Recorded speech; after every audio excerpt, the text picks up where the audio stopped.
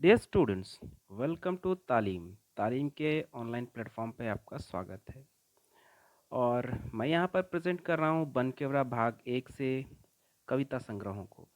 ये स्टूडेंट्स, मैं बता दूँ आपको, इससे पहले भी मैंने वीडियोस अपलोड किए हैं इसी चैनल पर।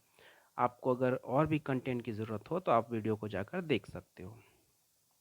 यहाँ पे मैं बनकेवरा भाग 1 से कविता संग्रह, उसके बाद कहानी संग्रहों को, उसके बाद नाटक संग्रहों को इत्यादि को आपके लिए प्रेजेंट करने वाला हूँ डियर स्टूडेंट्स।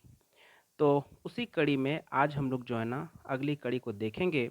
उससे पहले मैं आपको बता दूं डियर स्टूडेंट्स, ये जो बुक है बनकेवरा भाग 1, इसको शकुंतला मिश्रा और उमेश नंद तिवारी ने लिखा है। और इसकी विषय सूची में अगर हम बात करें तो इसकी विषय सूची में हमें 32 कविताओं का संग्रह और साथ ही साथ आपको 8 जो है ना कहानियों का गद्य भाग देखने को मिल जाएगा। तो सारी बातें करेंगे डियर स्टूडेंट्स। आपको ये भी बताता चलूँ कि ये जो कंटेंट है वो झारखंड सीजीएल के मद्देनज़र काफ़ी इम्पोर्टेंट है। और जो भी झारखंड सीजीएल के स्टूडेंट्स गण हैं, उन्होंने अपना लैंग्वेज पेपर अगर नागपुरी लिया है तो उनके लिए ये बेस्ट कंटेंट होने वाला है। और आपको काफ़ी अच्छे तरीके से मैं यहाँ पे प्रेजेंट करने वाला हूँ। तो आइए फिर बिल्कुल भी देर ना करें और बढ़ें अपनी कविता की ओर, जो कि है जय गोविंद मिश्रा की विद्या सम धन न और। ओके डियर स्टूडेंट्स, तो आएंगे, शुरू करेंगे हम लोग इस कविता को। देखेंगे कि जय गोविंद जी ने इस कविता में क्या बताया है। अगर मैं आपको मूल रूप से कविता का सार बताना चाहूँ डियर स्टूडेंट्स, तो यहाँ पे जय गोविंद मिश्र जी ने जो है ना कविता की तुलना की है। कविता में तुलना की है कि विद्या के जैसा, शिक्षा के जैसा, एजुकेशन के जैसा और कोई भी धन नहीं, कोई भी ऐसा धन नहीं जो विद्या वाला धन, विद्या जो धन है उसकी बराबरी कर सके। चलिए फिर आगे कर पढ़ते हैं हम लोग। कविता को देखते हैं कि क्या है कविता में। तो लिखते हैं जय गोविंद मिश्र जी कि देखूं करी मन ही गौर विद्या सम धन न और, भारो नहीं करे भूपति पुने चोरक दाव, तनिको बनी तनिको नहीं बनी परे सखी, मुड़ मनुज ताके ताकहूँ परहरी। डियर स्टूडेंट्स, काफ़ी सुंदर तरीके से उन्होंने विद्या को और विद्या जो धन है उसको जो है ना इस कविता में रचाने की, बसाने की जो है ना कोशिश की है। उन्होंने कहा है कि देखूं करी मन ही गौर, मैंने मन में काफ़ी सोचा, काफ़ी विचार किया, काफ़ी चिंतन किया, लेकिन विद्या के जैसा और कोई धन ना पाया मैंने। विद्या के बराबरी करने वाला और कोई भी वैसा धन मुझको नहीं मिला। विद्या सम धन ना और। आगे कहते हैं, भारो नहीं करे भूपति पुनि चुरक दाव। मतलब जो विद्या है ये आपके ऊपर कोई बोझ नहीं है डियर स्टूडेंट्स। जैसे कि आपके पास अगर रुपये हैं, पैसे हैं, सोने जवाहरात है, तो उसके लिए आप तिजोरी बनाते हो, आपके ऊपर एक बोझ है वो। साथ ही साथ उसे चोरी होने का डर है कि कोई राजा, कोई डाकू, कोई चोर कहीं उसे लूट ना ले।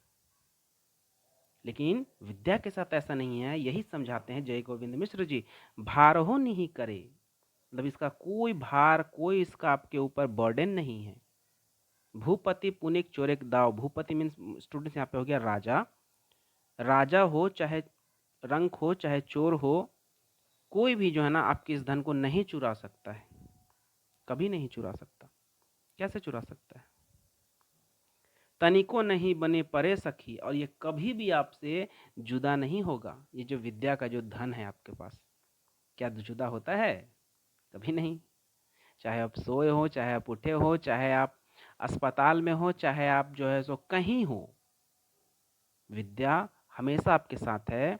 और आप मरोगे तो उस धन को लेकर जाओगे अपने साथ। इसलिए कहते हैं यहाँ पे जय गोविंद मिश्र जी कि तनिको नहीं बने परे सखी, मतलब कभी भी ये जो धन है ना आपको छोड़ता नहीं है। और आखिर में कहते हैं कि मूढ़ मनुज ताकहूँ परहरे। ये मूढ़ मनुज क्या हो गया? तो मूढ़ मने जो हो गया मूर्ख, और मनुज मने हो गया मनुष्य। ताकहूँ मने देखते देखेंगे इधर उधर। इसका अगर मूल मैं आपको मतलब निकाल कर बताऊं तो जो मूर्ख व्यक्ति है इसकी कीमत नहीं समझ पाएंगे। वो ये कहना चाहते हैं जय गोविंद जी। मूढ़ मनुष्य ताकहु परहरे, मतलब कि मूर्ख व्यक्ति इसकी कीमत कभी नहीं समझ पाएंगे। अगले पद में कहते हैं, खर्च अति होवत बढ़ी, फैलत जिमी विटप डारी। शोभा तनु धरे, सब नीचहु मनुज गौरव भरे, मूढ़ मनुज ताकहु परहरे। कहते हैं पहली लाइन में कि खर्च अति होवत बढ़ी, मतलब आप इसको जितना खर्च करिएगा, ये जो विद्या है उतना ही बढ़ेगा। पैसा हम खर्च करते हैं तो पैसा हमारा घटता चला जाता है, सोने जवाहरात घटते चले जाते हैं, लेकिन विद्या ही एकमात्र ऐसा धन है आपके पास जिसको आप जितना खर्च करेंगे उतना आपका ये बढ़ेगा, घटेगा नहीं। मानो फैलत जिमी विटपदारी, मानो कि ये एक बरगद के डाली के जैसा हो, जो कहीं से निकलता हो वो जड़ पकड़ लेता हो, नीचे से भी ऊपर की ओर बढ़ रहा है, ऊपर से भी नीचे की ओर बढ़ रहा है, हर तरफ से फैल रहा है। तो मानो विद्या ऐसा है कि मानो ये एक बरगद की डालियां हैं, जितना खर्च करोगे, जितना इसको यूज करोगे, उतना फैलता चले जाएगा, बरगद के विशाल पेड़ के जैसा। आगे कहते हैं जय गोविंद जी, शोभा तनु धरे, सब नीचहु मनुज गौरव भरे। ये जो धन है, ये जो विद्या की जो धन है, शोभा तनु धरे, आपके अंदर एक शोभा बढ़ाती है। ये यूं कहूं मैं कि जिसके पास जितना धन है वो उसकी शोभा है, जिसके पास विद्या की धन है वो उसकी शोभा है। आपके पास विद्या आती है तो आप चलना सीखते हो, आप बोलना सीखते हो, समाज में रहना सीखते हो। तो कहीं ना कहीं धन आपकी विद्या की जो धन है ये आपकी शोभा है। और कहते हैं सब नीचहु मनुज गौरव भरे। यहाँ पे कहा जा रहा है डियर स्टूडेंट, नीचहु मनुज का मतलब हो गया कि जो हमारे समाज में थोड़ा ऊंच नीच चलता है, तो ये जो नीचहु मनुज का मतलब हो गया कि जो नीचे के व्यक्ति हैं, समाज में जो नीचे तबके में आते हैं। जैसे इसको मैं और थोड़ा खोल कर बताऊं तो जैसे कि आपने पढ़ा होगा कि ब्रह्मा के मुख से तुम्हारे ब्राह्मण हैं, और उसके बाजू से क्षत्रिय हैं, और पैर से आपके जो ना शूद्र हैं। तो ये कहीं ना कहीं शूद्र की बात हो रही है, वैश्य की बात हो रही है कि जो नीचहु मनुज है उनमें भी ये जो विद्या है ना वो गौरव भर देता है, फिर उनकी जो जो अस्मिता है उसको बढ़ा देता है। इसलिए कहते हैं सब नीचहु मनुज गौरव भरे, कि जो नीचे के व्यक्ति हैं उनमें भी ये क्या करता है, उनको भी क्या करता है, गौरव से भर देता है, उनको भी जो है ना विद्यावान बना देता है, और एक ही पैदान पर लाके सबको खड़ा कर देता है। और फिर कहते हैं आखिर में कि मुड़ मनुज ताकहु पर हरे, कि जो बेवकूफ हैं, जो मूर्ख हैं ना, वो उसकी कीमत नहीं समझेंगे, वो इसकी कीमत नहीं समझेंगे। ताकहु पर है मैंने वो इसकी कीमत नहीं समझेंगे। आगे तीसरी पद में कहते हैं, सरिता के मानहु पाथ, बही बही जब सिंधु साथ, तिमी पंडित नरे। ओ माय गॉड, कितना सुंदर लाइन उन्होंने कहा है। सरिता के मानहु पाथ, बही बही जब सिंधु साथ, तिमी पंडित नरे। देखिए डियर स्टूडेंट्स, छोटी छोटी जो नदियां होती हैं वो बहकर जाकर एक विशाल प्रचंड नदियों के रूप में बदलती हैं। बिल्कुल हमारा जीवन भी वैसा ही है।